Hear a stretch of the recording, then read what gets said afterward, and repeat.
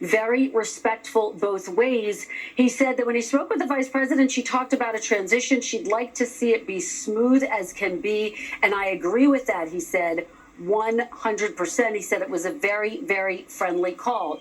He said his call with President Biden echoed that call with the vice president, and he said that the two are planning to have lunch in the near future. So just some notable details as he prepares for this transition. I asked him what he wants to do with that mandate. I said, look, you've been talking about immigration. You've been talking about your tariff plan. And he really highlighted the need to make the border safe and secure, indicated that would be among the first orders of business that he would tackle. And I asked him, well, what is the price tag to this mass deportation plan that you've talked about? What specifically would it look like? How would it work? And he said, there is no price tag.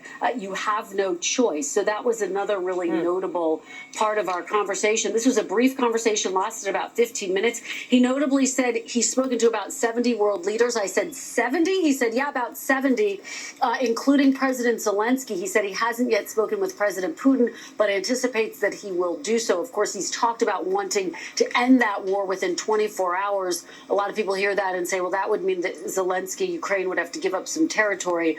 He has been quite defiant, though. He believes he can get that done.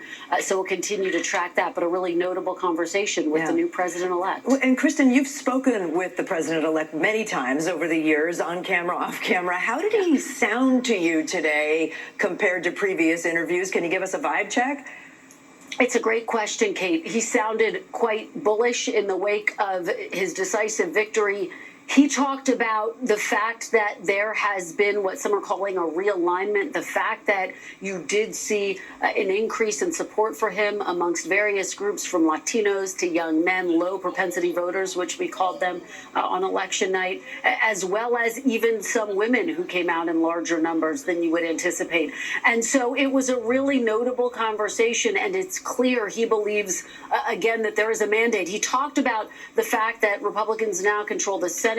He said he's very honored by that, honored by the role he believes he played in helping to make that happen, and of course continue the rest of us to watch what will happen in the House quite closely to see if in fact Republicans do control all two chambers of Congress as well as the White House. I heard you asked also if Susie Wiles, his campaign head, will be the chief of staff. What did he say? I did. I asked him about that. He had very strong things to say about her. He said she would certainly be a contender. She's great. I said, Senator Tom Cotton, we are hearing, is not going to enter the administration. It's our understanding that he's looking at a potential leadership post in the Senate. And he had some very positive things to say about Senator Cotton as well. No surprise, Senator Cotton's been one of his top allies. He says, I think he's fantastic, somebody that I would think of to join his administration, but he's a very important senator.